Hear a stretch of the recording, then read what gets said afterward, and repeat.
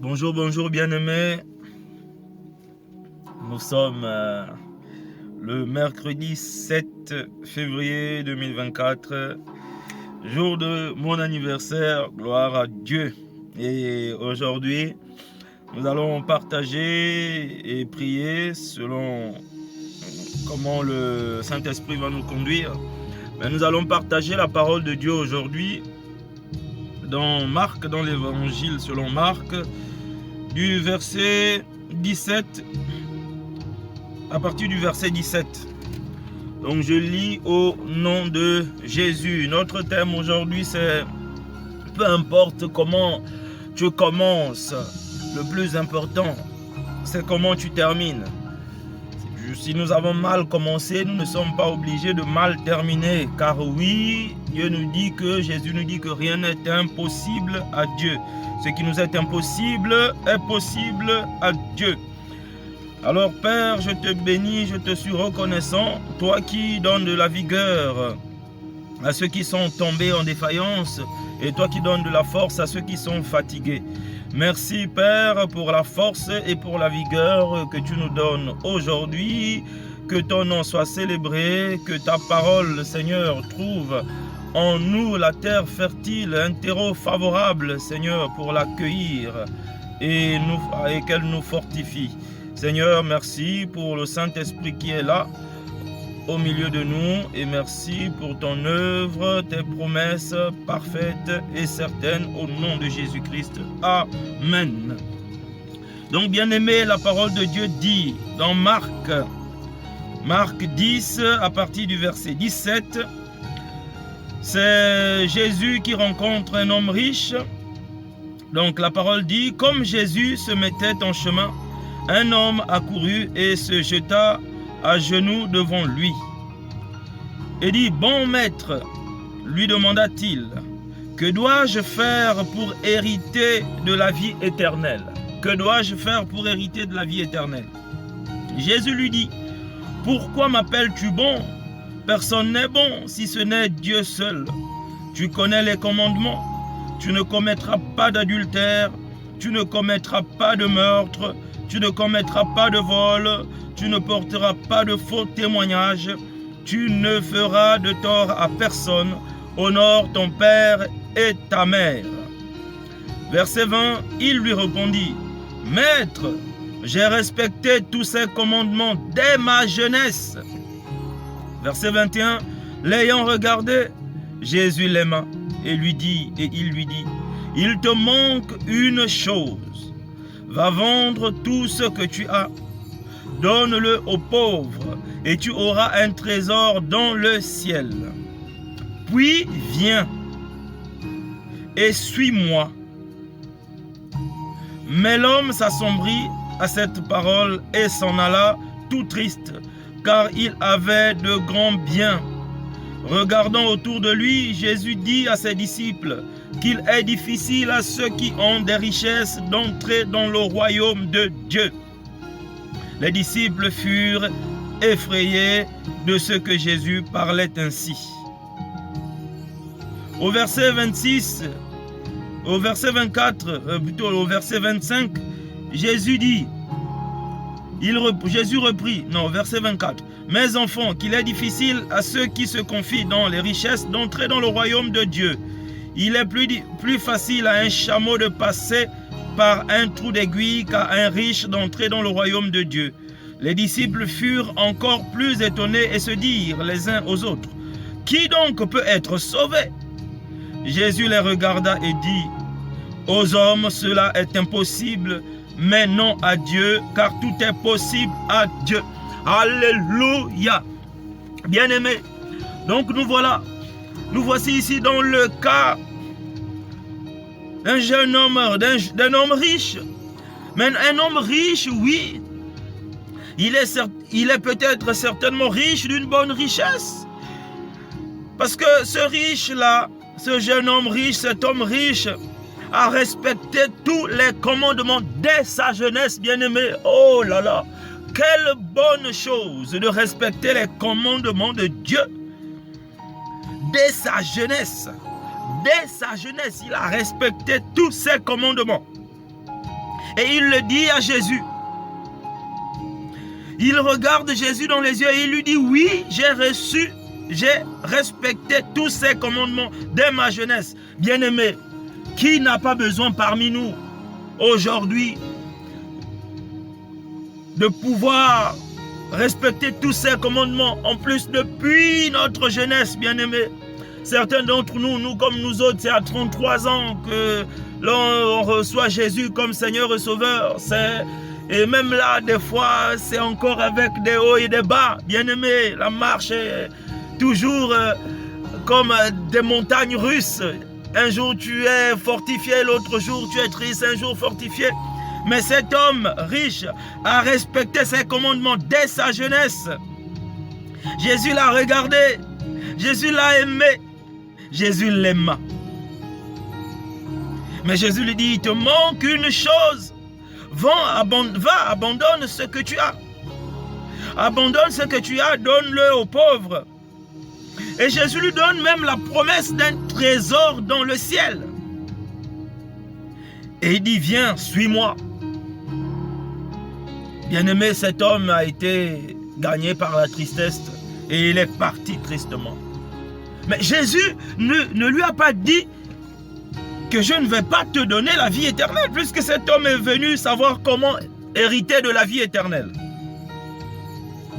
Peut-être à cette époque-là, certainement, à cette époque-là, peut-être le Nouveau Testament n'était pas encore écrit, parce qu'en Jean 3, 17, il est écrit, en effet, Dieu a tant aimé le monde qu'il a donné son Fils unique afin que quiconque croit en lui ne périsse pas, mais qu'il ait la vie éternelle.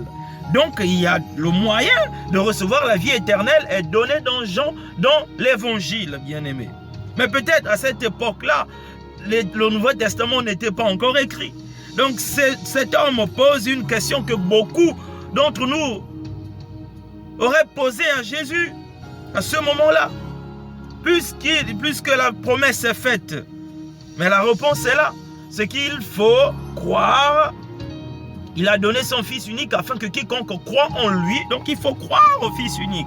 Mais bien aimé, voici un homme qui a mis la parole de Dieu, la loi de Dieu en pratique, qu'il a respecté totalement, qu'il a respecté depuis sa jeunesse.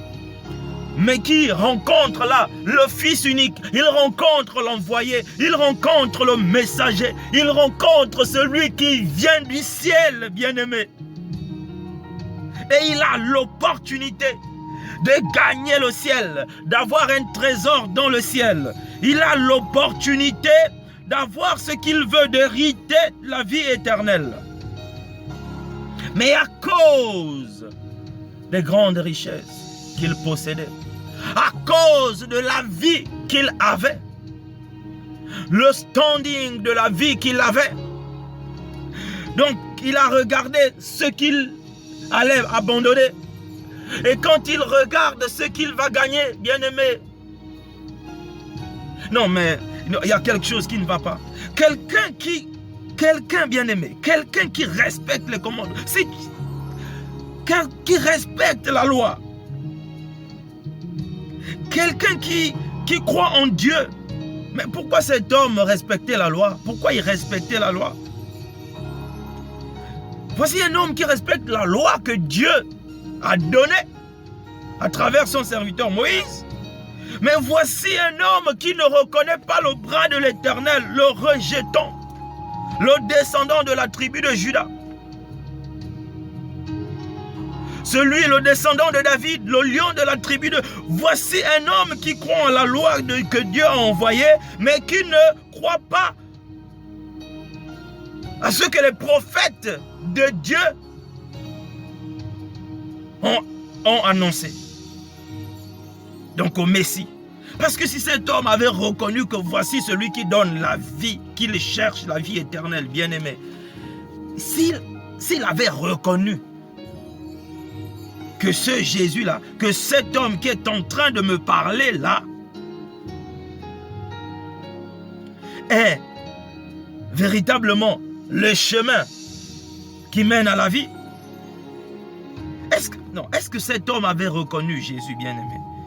Donc voici quelqu'un qui a un bon début dès sa jeunesse. Il respecte tout. Dès sa jeunesse, il respecte la loi. Dès sa jeunesse, il se conduit, bien-aimé, comme il faut. Mais bien-aimé, il rencontre Jésus. Jésus lui dit une seule parole, lui demande une seule chose. C'est d'aller donner, non, deux. Va, donne ta richesse aux pauvres et suis-moi. Deux choses. Et Jésus enseigne les disciples, il dit, vous voyez, il est difficile à un homme. Bien-aimé, suivre Jésus lui-même, il dit que celui qui veut me suivre doit porter sa croix. Porter sa croix. Donc il doit accepter de perdre sa vie. Donc, pour suivre Jésus, bien-aimé, porter notre croix, ce n'est pas nos problèmes de tous les jours. Ces problèmes étaient là avant Jésus et après Jésus. Même ceux qui marchaient avec Jésus avaient ces problèmes. Les problèmes dans le mariage, les problèmes du quotidien pour manger. Bien-aimé, les disciples avaient ces problèmes. Il y avait des problèmes. Tout le temps, il y avait des problèmes. Des problèmes d'insultes, d'injures. Ils avaient ces problèmes. Donc, porter la croix, bien-aimé, porter la croix, il n'y a pas que ça, parce que même les païens, n'importe qui ne suit pas Jésus a ses problèmes, bien-aimés. Porter la croix, Jésus le dit bien, à un moment donné, il dit, c'est accepter de perdre sa vie pour moi. Perdre sa vie, ça ne veut pas dire sacrifier sa vie. Non, on ne demande pas un autre sacrifice. C'est perdre sa vie. Perdre sa vie, c'est-à-dire que prêt à perdre sa vie pour le Seigneur. Mais cet homme riche n'était pas prêt à perdre sa vie pour le Seigneur. Comme beaucoup d'entre nous, bien-aimés. Beaucoup d'entre nous ne sommes pas prêts à perdre notre vie pour le Seigneur. Il y a la parole qui est écrite, là dans la Bible. Mais il y a celle que Jésus nous révèle dans notre marche avec lui. Lorsqu'il nous parle de vive voix. Des fois, Jésus peut nous envoyer évangéliser au fin fond de l'Asie. Évangéliser en Afrique. Mais bien aimé, nous allons nous dire certainement, comme ce n'est pas écrit dans la Bible, alors ce n'est pas de Dieu. Mais non, Jésus peut nous parler et notre nom n'est pas là écrit dans la Bible, bien aimé. Mon prénom, Bill Herman Bondo Tsamba, ce n'est pas écrit là. Mais lorsque Jésus m'appelle, il m'appelle par mon nom. Il m'appelle par mon nom. Et s'il me donne une mission, il va me dire, par exemple, je t'envoie évangéliser à Matamatseng au Gabon, un village aussi dans le sud du Gabon, par exemple. Mais bien aimé, est-ce que je serai prête à perdre ma vie en France? Mon travail pour dire que oui, Seigneur, il est question de ça, bien aimé. Nous sommes nombreux, mais des fois, nous, bien aimés, moi y compris, ne sommes pas prêts à perdre notre vie pour le Seigneur. Donc, il y a d'autres exemples. Lorsque Jésus, par exemple, a rencontré Matthieu, donc dans Matthieu 9, il a dit la même chose. Lorsqu'il a rencontré les disciples, il a dit la même chose. À chaque fois, suis-moi. Donc voici un homme, l'homme riche a bien commencé, il a obéi à la loi, il a respecté, c'est bien.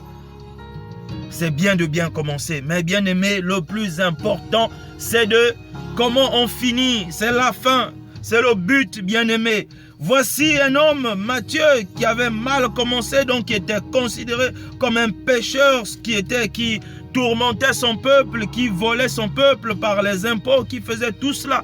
Jésus, dans Matthieu 9, à partir du verset 9, il est écrit, Jésus partit de là. En passant, il vit un homme assis au bureau des taxes et qui s'appelait Matthieu. Il lui dit, suis-moi. Cet homme se leva et le suivit. Voici un homme, une autre rencontre, un autre exemple où Jésus rencontre un homme. Et lui dit, suis-moi. Et cet homme se lève et le suit. Comme Jésus était à table dans la maison, beaucoup de collecteurs d'impôts et de pécheurs vinrent se mettre à table avec lui, avec ses disciples. Donc il y avait ces collecteurs d'impôts, la Bible dit des pécheurs, des collecteurs d'impôts et des pécheurs. Donc Matthieu faisait partie de ces gens-là. qui était utilisé par l'adversaire pour voler le peuple de Dieu. Les pharisiens virent cela et dirent à ses disciples, « Pourquoi votre maître mange-t-il avec les collecteurs d'impôts et les pécheurs ?» Mais Jésus, qui avait entendu, leur dit, « Ce ne sont pas les bien portants qui ont besoin de médecins, mais les malades. Allez apprendre ce que signifie « Je désire la bonté et non les sacrifices. » En effet, je ne suis pas venu appeler des justes, mais des pécheurs à changer d'attitude. Bien-aimé, il est question de cela. Matthieu était un collecteur d'impôts. Matthieu était un pécheur qui était en train de manger avec Jésus, avec d'autres collecteurs d'impôts. Mais voici quelqu'un qui est pécheur. Voici quelqu'un qui était pécheur. Voici quelqu'un qui avait mal commencé, mais qui, contrairement aux riches, à l'homme riche qui a bien commencé en respectant tout, lui, au contraire, lorsque Jésus a posé la même question, de dire « Suis-moi », Matthieu a quitté son boulot, a laissé sa maison, a laissé ses privilèges, il l'a suivi. Et nous connaissons tous, bien-aimés, nous connaissons tous, bien-aimés. Aujourd'hui, on a le témoignage de Matthieu. Aujourd'hui, Matthieu est un exemple. Son nom est là, écrit dans le livre de vie, dans la Bible que nous tous, nous lisons. C'est de la même façon que dans Marc 1, du verset 16 au verset 17, Jésus a appelé Jean et André, Jacques et son frère. Tous, bien-aimés, Jacques et Jean, son frère. Bien-aimés tous, Jésus a posé la même question. Viens, a dit la même chose. Viens, suis-moi, viens, suis-moi. Tous ont laissé ce qu'ils étaient en train de faire. Mais nous connaissons tous la marche de Pierre. Nous connaissons tous que ce n'était pas forcément un gentil. Que ce n'était pas toujours un homme droit et juste. Il a renié plusieurs fois Jésus. Plusieurs fois il a rétrogradé. Mais bien aimé, après nous savons comment Pierre a fini.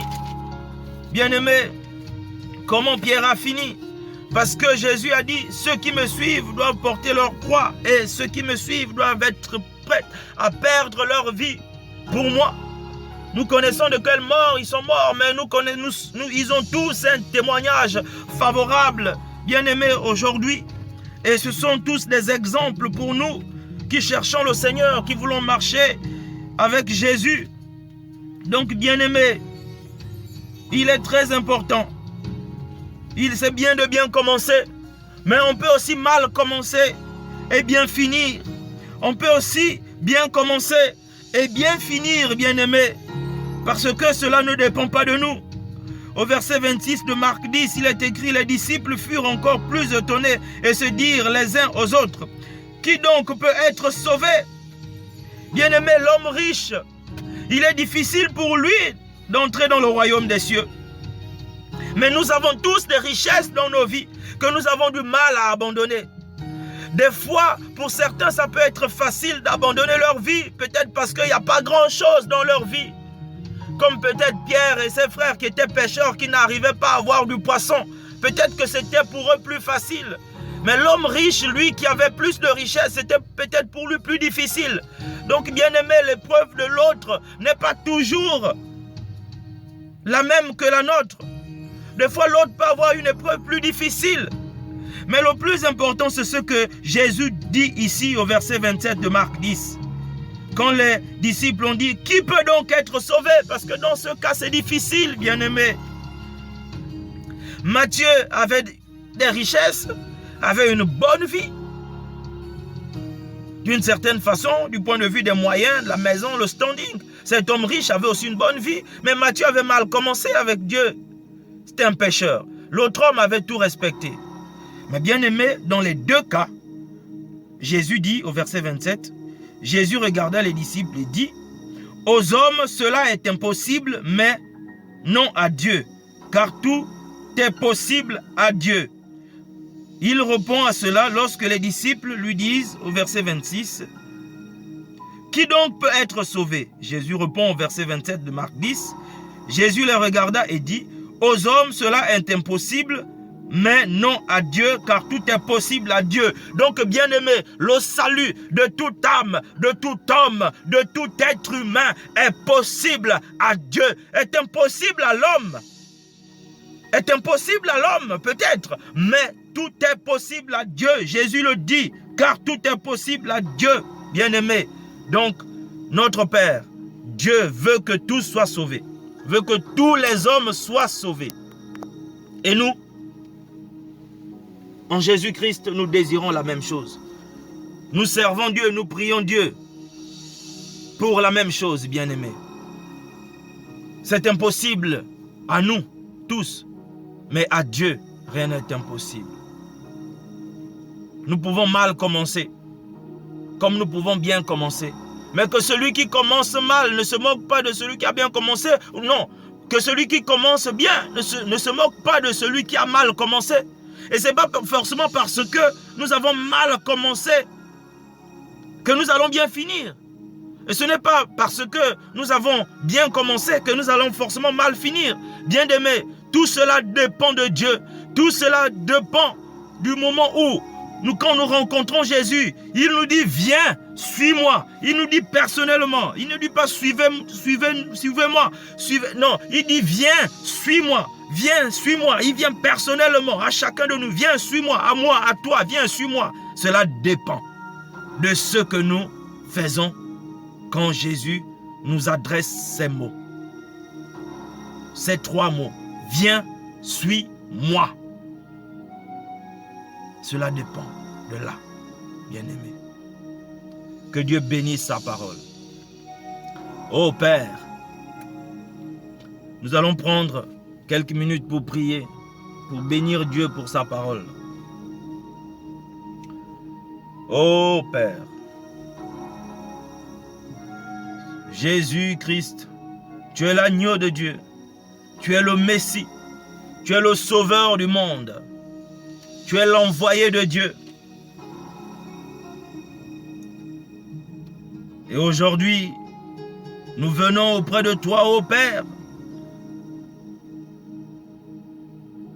pour te confier nos cœurs, pour te confier nos vies. Nous venons devant toi sans force. Nous venons devant toi avec nos défaillances, ô Père. Car tu as dit, dans Ésaïe 40 au verset 29, que tu donnes de la force à celui qui est fatigué et que tu augmentes la vigueur de celui qui tombe en défaillance. Seigneur, nous voici devant toi. Nous venons devant toi, car il est écrit que rien n'est impossible à toi. Oui, Père. Tu nous as dit, Jésus, viens, à chacun de nous, viens, suis-moi. Seigneur, aujourd'hui, nous venons à toi. Nous venons à toi. Nous nous abandonnons. Nous nous abandonnons. Que nos vies dépendent de toi. Que nos familles dépendent de toi. Que notre avenir dépende de toi. Que notre destinée dépende de toi. Que nos réalisations dépendent de toi et de toi seul. Sois le maître de nos vies. Sois le Seigneur de nos vies.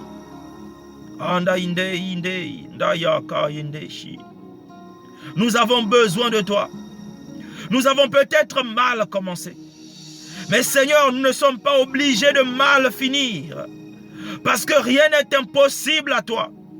Parce que nous avons entendu ta parole. Parce que tu es l'envoyé de Dieu, que nous avons entendu ta parole. Nous n'avons pas vu, nous ne t'avons pas vu, Jésus, homme sur la terre. Mais tu as dit, heureux celui qui croit, sans avoir vu. Seigneur, nous sommes heureux de croire sans avoir vu. Mais d'un autre côté, tu as dit, crois et tu verras la gloire de Dieu. Seigneur, nous croyons et nous allons voir ta gloire dans nos vies. Père, nous te bénissons, nous te glorifions, nous te célébrons du fait que vaut mieux la fin d'une chose que son commencement. Seigneur, nous ne sommes pas obligés de mal finir comme nous avons mal commencé. Si nous avons bien commencé, gloire à Dieu. mais donne-nous de bien finir, afin que quand tu vas revenir, que tu trouves la foi au milieu de nous, dans nos cœurs, dans nos familles, dans nos foyers, dans nos pays. Indaya Baïché. Oui, Jésus, tu as dit aux hommes cela est impossible, mais à Dieu rien n'est impossible. Alors, conduis-nous, car tu es le chemin, la vérité et la vie. Saint-Esprit de Dieu, révélateur des mystères, sonde nos cœurs et fais-nous connaître Christ. Révèle Christ en nous. Révèle Christ en nous, l'espérance de la gloire. Révèle Christ en nous, l'espérance. L'espérance de la gloire. Saint-Esprit, conduis-nous dans les voies du Seigneur. Fortifie-nous. Fortifie-nous, nous qui nous sommes affaiblis. Car oui, Dieu donne de la force à celui qui est fatigué. Et il augmente de la vigueur. Il augmente la vigueur de celui qui tombe en défaillance. Si nous avons douté, pardonne-nous. Nous avons été incrédules, pardonne-nous. Nous avons ignoré la vision, pardonne-nous. Nous n'avons pas cru en notre destinée que tu nous as révélée, pardonne-nous. Nous avons eu une mauvaise attitude. Lorsque les choses sont devenues difficiles, pardonne-nous. Nous avons murmuré dans nos cœurs. Pardonne-nous. Nous avons murmuré envers ceux que tu as envoyés dans nos vies. Pardonne-nous. Nous n'avons pas honoré nos pères et nos mères. Pardonne-nous. Nous n'avons pas respecté la loi comme cet homme riche l'a fait. Pardonne-nous. Nous avons péché comme Matthieu. Pardonne-nous. Nous t'avons renié comme Pierre. Pardonne-nous. Nous avons rétrogradé comme Pierre, comme les disciples. Pardonne-nous. Mais Seigneur, ta parole dit que tu donnes la force à celui qui est fatigué et que tu augmentes la vigueur de celui qui tombe en défaillance. Tu as dit, venez à moi, vous qui êtes fatigués. Seigneur, nous venons à toi. Car oui, le salut est possible à Dieu. Est possible en Dieu. En Jésus-Christ, notre Seigneur et Sauveur. Saint-Esprit de Dieu, révèle Christ en nous et conduis-nous. Conduis-nous dans toutes tes voies, Saint-Esprit. Conduis-nous dans toutes tes voies. Que nous soyons les imitateurs de Christ. Que lorsque Christ se révèle à nous, à nos frères et à nos sœurs, à nos familles, et lorsqu'il dit viens, suis-moi, que nous soyons prompts à le suivre, car tes promesses sont certaines, Père. Merci pour le cœur nouveau que tu nous donnes, pour le cœur repentant que tu nous donnes maintenant. Père, je te suis reconnaissant pour ces moments de prière, pour le bien que tu nous fais maintenant, à moi, à mon frère, à ma sœur, qui m'écoute, et que ton nom soit glorifié. Ô Jésus, Seigneur, Maître et Sauveur, merci pour ta vie que tu as donnée en sacrifice pour notre salut. Merci pour ton sang versé qui crie encore en faveur du pécheur, afin que celui-ci change d'attitude et te suive. Merci Saint-Esprit pour la connaissance, car il est écrit que le Saint-Esprit nous enseignera toutes choses et nous conduira dans toute la vérité. Saint-Esprit, fais-nous connaître Jésus, comme Jésus nous a fait connaître le Père. Et que le nom du Père soit glorifié au nom de Jésus-Christ. Amen. Bien-aimés, je vous souhaite une excellente journée. Partagez le partage, ça peut aider quelqu'un. Et abonnez-vous, parce que désormais, les prières seront sur la chaîne YouTube Matthieu 21-22 pour ne pas remplir les téléphones de fichiers. Que le Seigneur soit glorifié maintenant et à jamais. Au nom de Jésus, Amen.